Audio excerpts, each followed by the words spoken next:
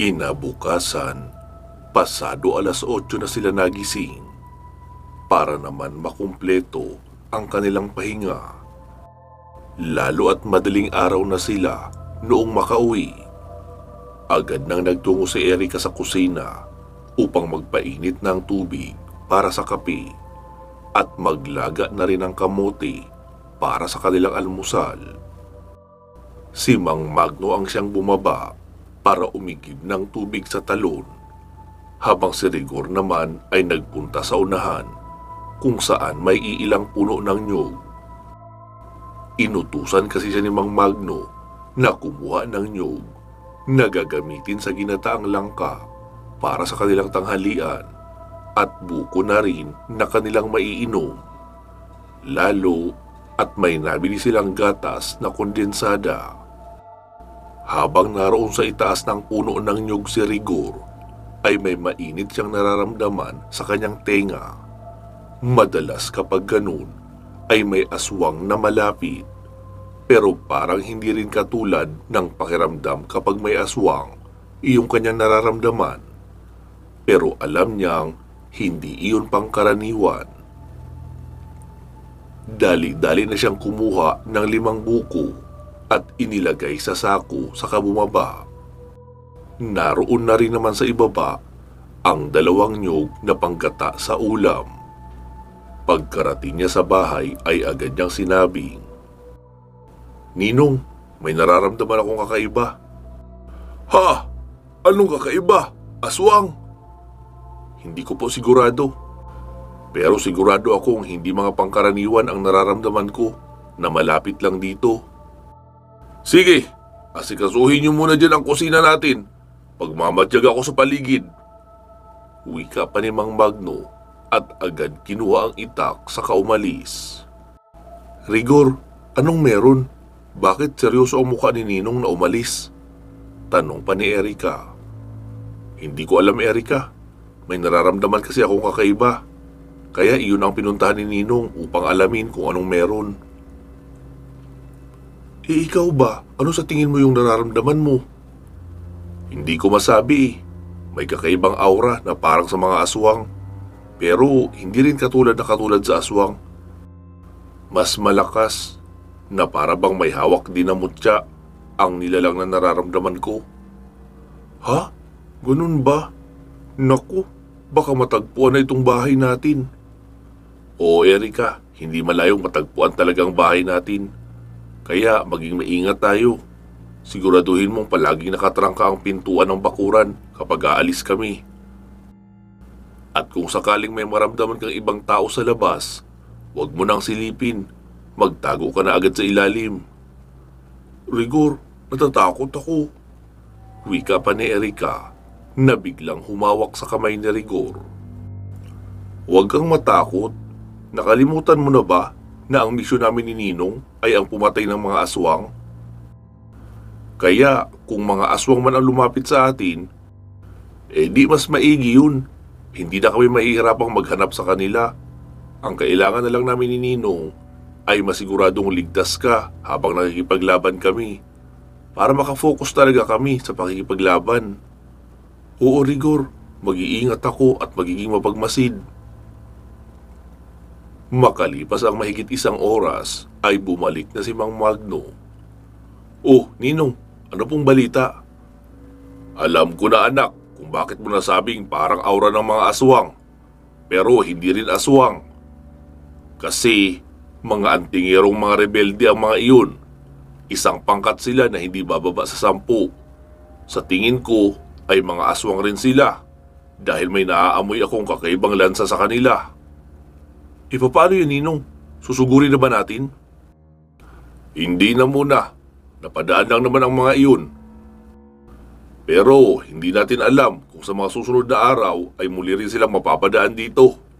Kailangan ko bang magmasid sa ibang bahagi ng kabundukan kung meron ba silang kuta dito?" "Pero Ninong, baka maunahan tayo kung hindi natin sila susugurin kaagad." "Anak, malayo na sila masyado. Hayaan muna natin, may ibang araw pa naman. Mas maganda yung pinag-iisipan muna ang plano bago sumugod. Pero kung mapadaan sila dito sa atin, E di ibigay na natin ang nararapat sa kanila. Ipagpatuloy mo lang ang pagpapalakas ng iyong poder at maging bihasa ka pa sa paggamit ng kabal. Itaas mo na ang antas mo roon para maging malakas ang depensa mo. Mas kakailanganin natin ang kabal sa pagkakataong ito dahil mga dibaril ang makakaharap natin. Yung pistola ba ni tatay mo na itinabi ko? Nandyan pa? Opo. Linisan mo yun, baka kinakalawang na. Tapos may isang kahong bala ako doon sa bayong na nasa kanto. Lagyan mo ng krus ang dulo. Tapos orasyonan mo na rin para siguradong tatalab sa mga aswang o kahit sa mga antingero na may puder. Hanggat hindi pa sila nakakarating sa ikatlong level ng puder, ay maaari pa rin silang matablan yan. Bihira lang naman ang nakakarating sa level na iyon. Sige po, Ninong. Oh, sige na, mag-almusal na tayo. Tapos, sa bayan na tayo ulit magtatanghalian. Ha? Bakit po? Saan ba tayo pupunta? Magre-relax. Ha? Nasa gitna tayo ng krisis sa mga aswang, tapos magre-relax tayo? Oo naman anak. Magmula ba noong mamundok tayo, nasubukan na ba natin mag-relax kahit minsan? Maganda naman ang lugar natin, Ninong, kaya parang nakarelax na rin tayo dito. Hindi yun ang ibig kong sabihin.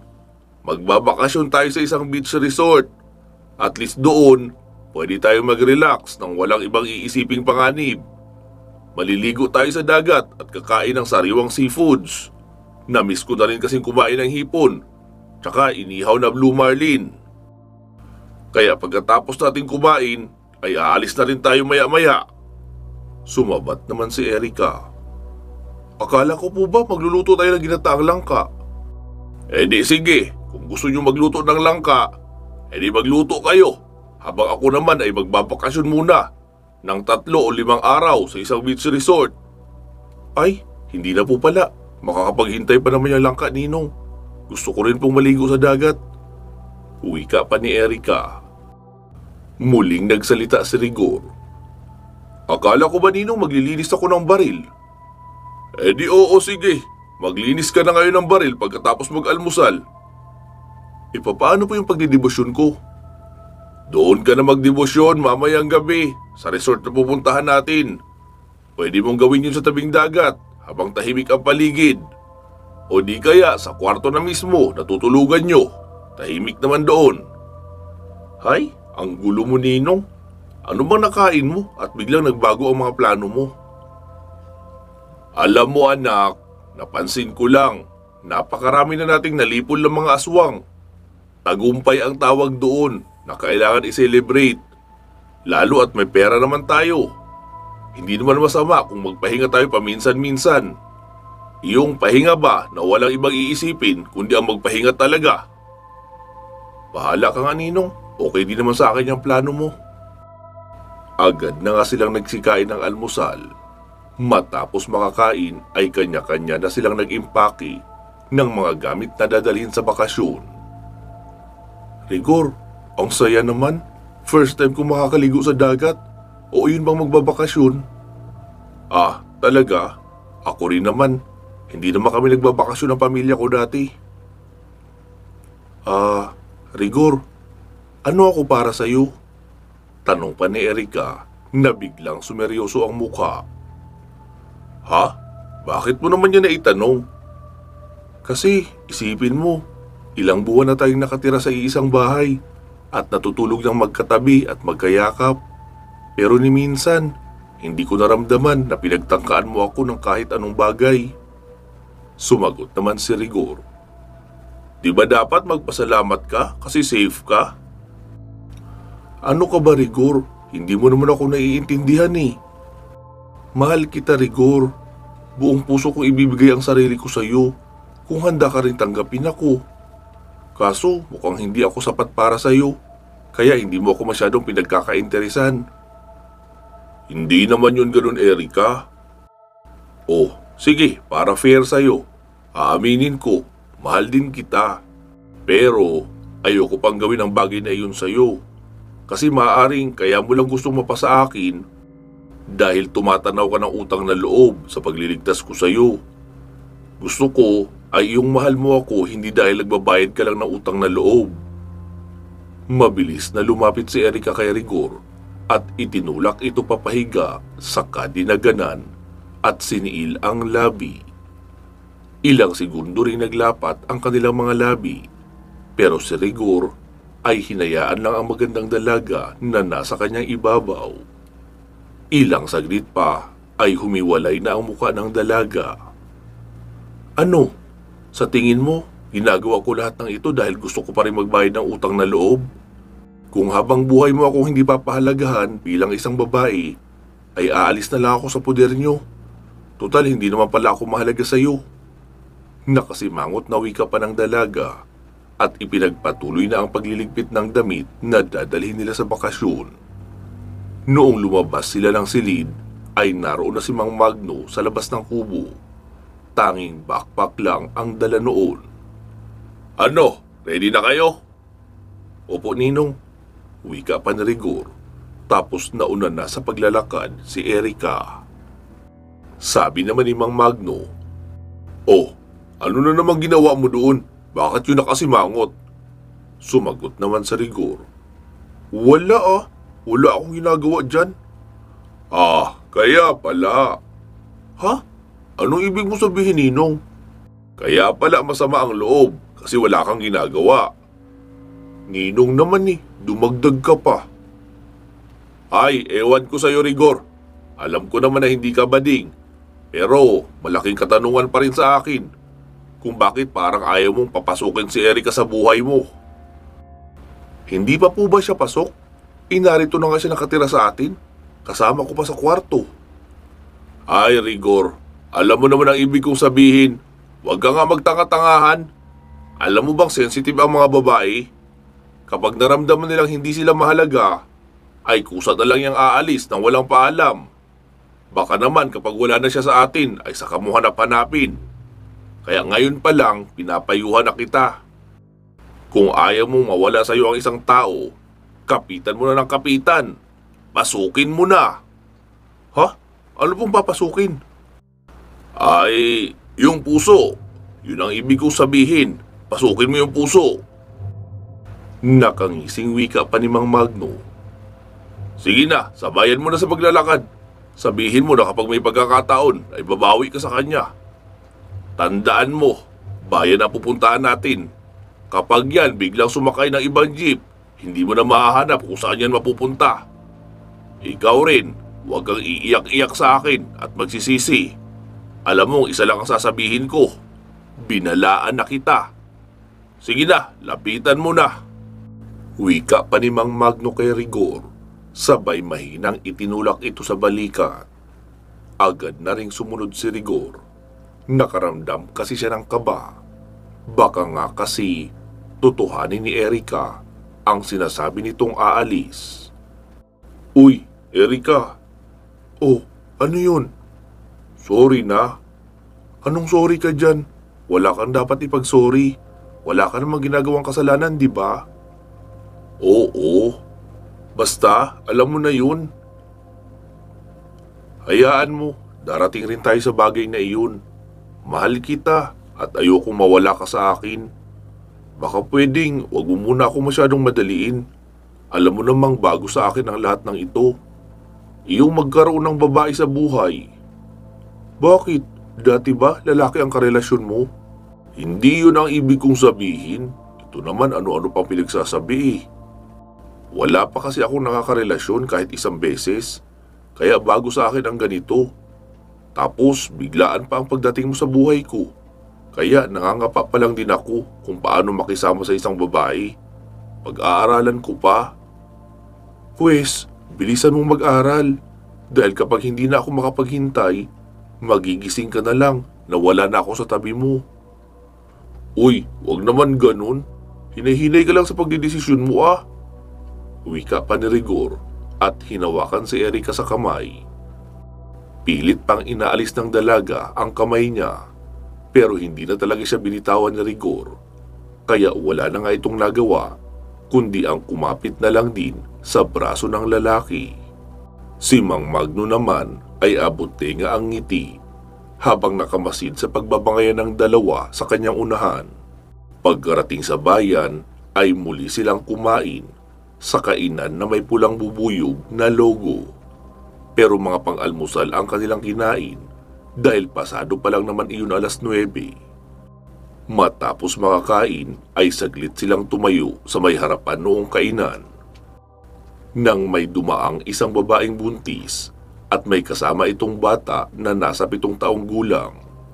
Mukhang galing na malengke ang dalawa dahil may dalang bayong ang ginang. Noong makalayo iyon sa kanila kaunti, ay biglang may isang matanda naman na may dalang katamtamang laki ng bilao. Pero mga lumang gulay ang laman noon, o iyon bang lanta na talaga? Napakunot noon naman si Rigor dahil tila may mali sa kanyang nakikita. Sakto pang lumingon sa kanila ang matanda at masama ang tingin. Saglit na nagpalit ng kulay ang mata ng matanda, naging kulay pula iyon, pero mabilis lang at nagbalik din agad sa normal. Kung mga normal na tao ay hindi iyon mapapansin, pero hindi iyon nakalusot sa paningin nila Mang Magno at ni Rigor. "Oo anak, alam ko," putol ng matanda sa sasabihin ni Rigor. "Oh, sige na, dyan lang kami ni Erika sa unahan maghihintay." "Sige po ninong," wika pa ni Rigor, sabay alis upang sundan ang matanda. "Ninong, saan pupunta si Rigor?" tanong pa ni Erika. "Mamaya ko na sasabihin iha, masyado pa silang malapit." Tumango lang si Erika dahil mukhang naiintindihan niya na ang sitwasyon. Dahan-dahang nakasunod si Rigor sa matanda, pero medyo nakadistansya lang siya. Nakikita niya rin sa unahan ang ginang na buntis na may kasamang bata. Lumiko iyon sa isang daan na mukhang papunta na sa bukid. Maaaring sa may pamayanan sa itaas na bahagi nakatira ang ginang at iyong bata, kaya doon sila dumaan. Mabilis gumilid si Rigor noong makita niyang papalingon na sa likuran ang matanda.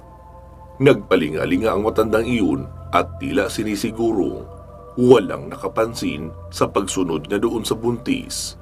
Saka inihagis ang dalang bilao sa may masukal na bahagi ng gilid. Napailing-iling na lang si Rigor. "Sabi ko na nga ba props mo lang yun manang, para isiping normal na tao ka lang na nagtitinda ng gulay." Bulong pa ni Rigor sa kanyang isipan. Noong makaliko na ang matanda ay mabilis nang tumakbo si Rigor para hindi maging sobrang layo ng distansya niya sa matandang iyon. Ilang saglit pa ay narinig niyang tumili ang ginang, kaya tumakbo na agad si Rigor. Naabutan niyang nakatumba sa daan ang bata, tapos ang ginang na buntis naman ay nakikipagbuno sa matanda dahil hawak nito ang kamay ng matanda at itinutulak papalayo kahit nakahiga ito.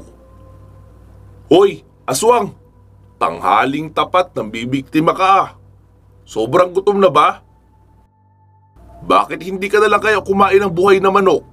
O di kaya bumili ka sa palengke ng karne para hindi mo kailangan pumatay ng inosenteng buntis?" Dahan-dahang lumingon ang matanda kay Rigor na nanlilisik ang mga mata. "Sino ka para turuan ako kung paano ako dapat mabuhay? Pakialamero kang bata ka. E di tamang-tama, ikaw ang uunahin ko." Wika pa ng matanda sabay sugod kay Rigor. Tumalon iyon ng mataas na tila ba isang palaka. Bago pa iyon bumagsak kay Rigor, ay agad niyang inusal ang kanyang natatanging buhay na salita, sabay kumpas paturo sa matanda. May lumabas na isang malakas na enerhiya at tumama iyon sa matanda, kaya tumalsik iyon at bumagsak sa lupa ng nakapatihaya. Napahawak ang matanda sa kanyang balakang. "Ano lola, kailangan mo nang manghihilot? Marunong ako kaunti. Halika, hilutin natin yung masakit mong balakang. Mukhang napilay ka ata Galit na bumangon ang matanda. "Tampalasan kang bata ka! Hindi ko alam kung sino ka, pero dito na magtatapos ang buhay mo! Sigaw pa noon habang dahan-dahang tumatayo. Pero bago pa siya tuluyang tumayo, ay nakalapit na si Rigor at binomba ng malakas na suntok ang gilid na bahagi ng ulo noon. Muling napadapa ang matanda sa lupa. Inulit pa ni Rigor ng isang beses ang pagsuntok. Doon na nayupi ang ulo ng matanda at binawian ng buhay. Narinig ni Rigor na sabi noong bata, "Kuya, si nanay, dinudugo!" Pagkalingon na Rigor sa ginang ay may dumadaloy na dugo sa binti nito habang nakahawak sa balikat ng bata para hindi matumba. "Ate, kabuwanan mo na ba?" "Hindi pa, sir. Sa susunod na buwan pa." "Lagot, mukhang mapapagayat ang panganganak mo ah." Mabilis na kumumpas si Rigor paturo sa wala ng buhay na katawan ng matanda. Tapos bigla na iyong nagliyab. Sa kanya nilapitan ang ginang at binuhat. "Boy, anong pangalan mo?" "Junie po." "Ikaw, te?" "Amalia." "Te, malapit lang ba ang ospital rito?" "Oo, sa kabilang bahagi noong palengke." Pagkarating nila Rigor sa may kalsada ay agad siyang tumawag ng tricycle at isinakay doon ang ginang. Sa may likuran ng driver siya umupo para matawag niya sina Mang Magno at Erica. Pagkadaan ng tricycle malapit sa paradahan ay pinahinto iyon ni Rigor. "Ninong, sundan niyo po ako sa ospital. Dadalhin ko ito doon." Wika pa ni Rigor na tinanguan naman ni Mang Magno. Nagtuloy na nga ang tricycle papuntang ospital. Agad dinala ang ginang sa emergency room. Naiwan si Rigor sa labas. Ilang saglit pa ay may doktor na lumapit. "Sir, kayo po ba ang asawa noong babaeng buntis na dinudugo?" "Hindi po. Napadaan lang ako at nakita ko siyang dinudugo. Kaya ako siya dinala rito." "Hindi mo rin kilala kung sino ang asawa nito o ang pamilya?" "Ganito na lang, lubos-lubusin mo na ang pagtulong sa babaeng tinulungan mo. Mukhang alam ng batang ito ang bahay nila. Samahan mo na at ipaalam sa pamilya ang nangyari." "Dok, kumusta na po ang kalagayan ng ginang? Kumusta ang sanggol na kanyang ipinagbubuntis?" "Ayos na siya. Nagkaroon lang ng bleeding dahil sa stress. Nangyayari ito madalas kapag nadudulas ang buntis o di kaya nagbubuhat ng mabigat o namumuwersa. Ano bang ginawa nito?" Baka po dahil sa mabigat niyang dala. Nakita ko siyang may dalang bayong. Mukhang galing silang na malengke." "Oh, sige na sir. Umalis na kayo at ipaalam sa pamilya ang nangyari sa babaeng iyon. Ligtas na siya at ang sanggol. Kailangan niya na lang ng kaunting pahinga. Huminto na rin naman ang kanyang bleeding." "Salamat po, Dok." Wika pa ni Rigor bago tumalikod. Nasa lubong niya naman sa main entrance ng ospital sina Mang Magno at Erica. "Oh, anak, saan ka pupunta?" "Susunduin ko lang po ang asawa o pamilya ng buntis. Tapos aalis na tayo pagkabalik ko." "Oh, sige, dalian mo. Baka abutin pa tayo ng hapon. Gusto ko nang mag-relax." "Opo, Ninong." Sinundo na nga ni Rigor ang asawa at nanay noong babaeng buntis. Inabutan niya rin iyon ng kaunting pera pambayad sa ospital at panggastos sa gamot noong buntis para kumapit ang bata. Nagpasalamat naman ang asawa noong buntis. Saka umalis na rin agad sina Rigor, Mang Magno at Erica sa ospital. Sumakay sila ng tricycle papabalik sa paradahan ng jeep. "Dito lang kayong dalawa. Kakausap lang ako ng masasakyan natin." Wika pa ni Mang Magno at umalis. Habang wala si Mang Magno ay nagsalita si Erica. "Alam mo Rigor, napakaswerte na magiging asawa mo. Dahil masyado kang matulungin at maalalahanin. Kahit pa sa ibang tao. Hindi mo talaga iniwan ang buntis hanggat hindi nagiging okay ang lahat." Sumagot naman si Rigor. "Bakit mo nasabing magiging maswerte ang asawa ko? Hindi pa ba ikaw yun?" "Ewan ko. Hindi ko alam. Depende sa'yo. Gaya nga ng sabi ko, kapag hindi ka pa kumilos, ay magigising ka na lang na wala na ako sa tabi mo.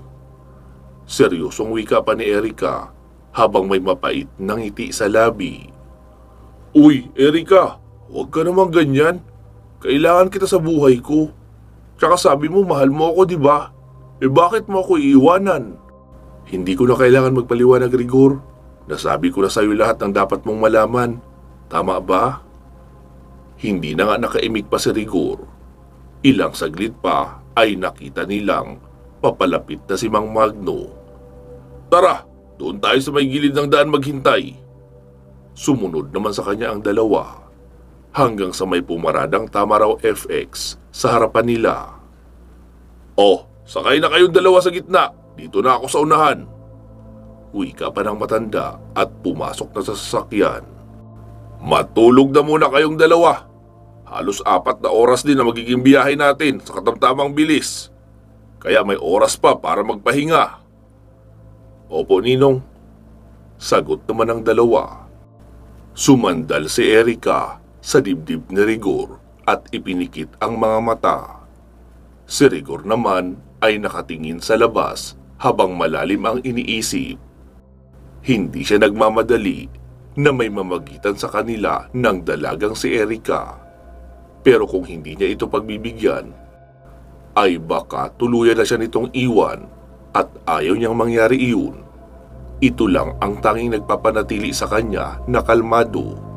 At dahil kay Erika, kaya hindi sa lahat ng oras ay pagpatay sa mga aswang ang iniisip niya. Hindi na nga namalaya ni Rigor na nakatulog na pala siya habang nakatanaw sa labas ng sasakyan. Pansamantala muna natin puputulin dito itong ating kwento.